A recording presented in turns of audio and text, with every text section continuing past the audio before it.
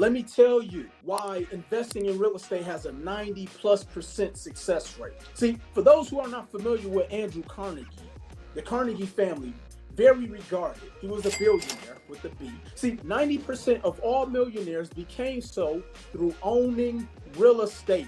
We're talking about the industrial ages, back when they were just first making railroads. See, I have a quote where I said, "He who controls the land controls man." They understood this back in the 20s before they even made cars.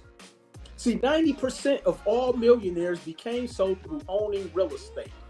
More money has been made in real estate than any industrial investment combined. The wise man or wage earner of today invests his money in real estate.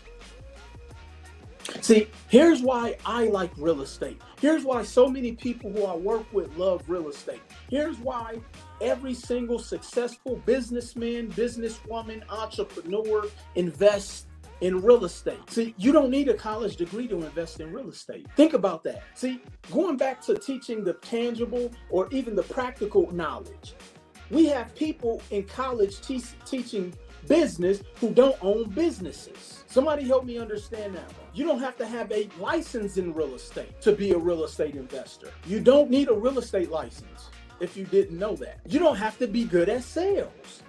You're not selling houses. You're not selling on other investors. You don't have to be good at sales. As a matter of fact, you can still be shy. You can be an introvert. You can be an extrovert. You can be loud. You can be mean.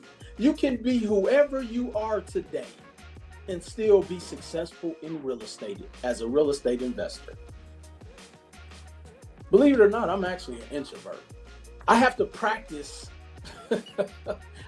What I do on here, I have to practice. I'm in the mirror like, come on, Will, you can do this. See, you don't need a huge marketing budget. As a matter of fact, you don't need a marketing budget at all. You don't need a marketing budget at all to be great at real estate. As a matter of fact, what I show you, see, unlike having a traditional business where you got to have your CEO, your CFO, and your CMO, your legal team, etc., you have to pay every last one of them before you make a dollar. But see, when I show you how to set up your real estate business like a franchise, you have your CEO, who's you. You have your CFO, who is your tax specialist, which I show you how to utilize them individuals. You have your CMO, who's your property management team. They don't get paid until you get paid. It's a big difference. You're not paying for marketing. See, your property management company pays for marketing to market the properties so that people will want to rent your units. You don't pay that up front. Your property manager or your CMO does that. This is applicable on all educational levels. I work with high school dropouts, college dropouts. My grandfather at one point owned 45 properties and 2 car washes. He had a 3rd grade education. I've worked with single mothers, people out of bankruptcy, all the way from professional athletes to doctors to attorneys to scholars and everything in between. The W-2 wage earner. We have a 23-year-old, Jihad Jones, who is recently out of the military, who lost his job 2 months into working with me and working on his 6th door. No job, all educational levels, all ages. Jihad is 23. I have a 19-year-old I'm working with. I've helped people in their 50s, in their 30s. It doesn't matter. You can invest from anywhere in the world. I just told you I started working with someone out of Australia. My Australia investor is going to be investing and owning more real estate than people who actually live in the United States. Never been to America. You can start at any income level. Think about that, because the type of programs and products we help you with, it's not based upon your DTI, which stands for debt to income ratio.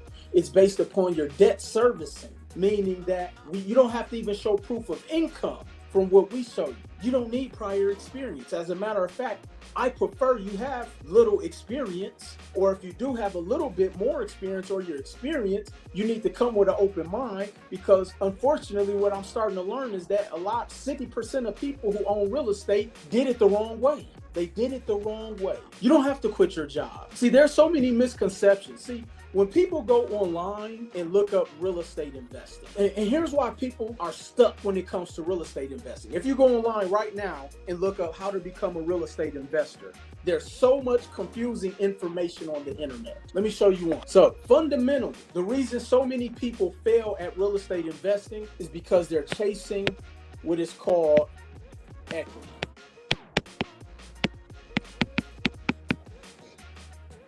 This is the exact same reason why people are jammed up in the stock market right now.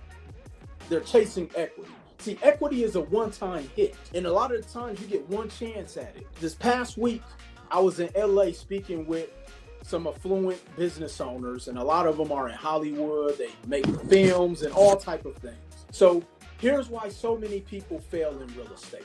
So as I was speaking with these affluent businessmen and women, and one of them said, Will, I own two properties, one in Venice Beach and one in Hollywood. And we were thinking about selling our Hollywood residence. Now, both of them were places that they lived. They commuted back and forth. And if you know anything about California, depending on how you move around the city, you might need 3 houses. Traffic is disgustingly nasty out there. But anyway, and he said, Will, when I bought the unit in Hollywood, only paid about $800,000 for the property. Okay, right, only. And right now the property's worth about 1.8. Okay, property's worth about 1.8. And they were thinking about selling it because this 1.8 is not making them money. See, here's why people get jammed up in real estate chasing equity. Just because this property increased by $1 million, that $1 million is not making them money. As a matter of fact, if they decide to refinance, because when they bought the property at $800,000, the interest rate was only 3.5%. But now if they do a refinance, which a lot of people do, because they say, oh, wow, I have over $1 million of equity in this property, but now they're refinancing the 1.8 to collect a check for however much they can get from the bank, now at 6%. So your payment just doubled. But now you done took the money or the equity from that property, and you went out there and went and bought a car, you went shopping, you went in travel, you're going out to dinner, you're buying toys and doodads and all types of things. And so now next thing you know, you done had a payment that went from $3,500 a month to $8,500 a month. Again, because you went from 3.5% to 6.7%. The money got more expensive. And because you were chasing equity, this is why so many people get caught up in real estate. But unfortunately, the reason why people still fall for that trap is because they go on the internet and hear somebody say, I bought a property at $800,000 and it is now worth 1.8, not knowing that 1.8 million does not make them money. It didn't make you money. See, that $1 million of equity did not make you money. As a matter of fact, you make no monthly income because you're servicing the debt on both properties. So if one thing changes in your life, if one of your movies flop, you get sick and you can't work, like that mortgage is predicated on you. And this is where so many people get stuck. Then here's what really interesting that he said.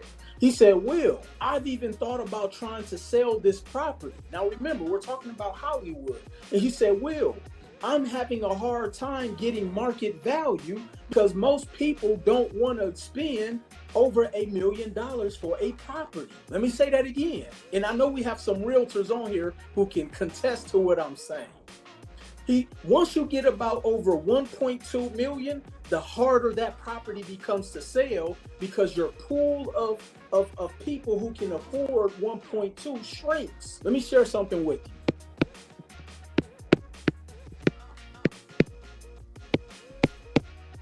$195,265,000 a year. 5% of the U.S. population makes that. So now when we get to talking about being able to qualify for a mortgage at 1.8 million, This 5%, now we're talking about only the top 1 to 2% of the US population can afford a $1.8 million property.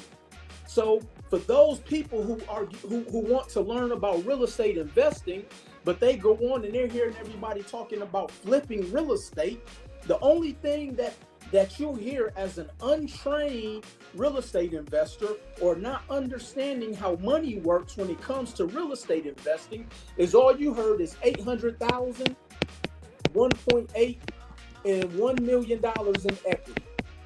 Not knowing that you can only make that potential 1 million based off of 1 to 2% of the population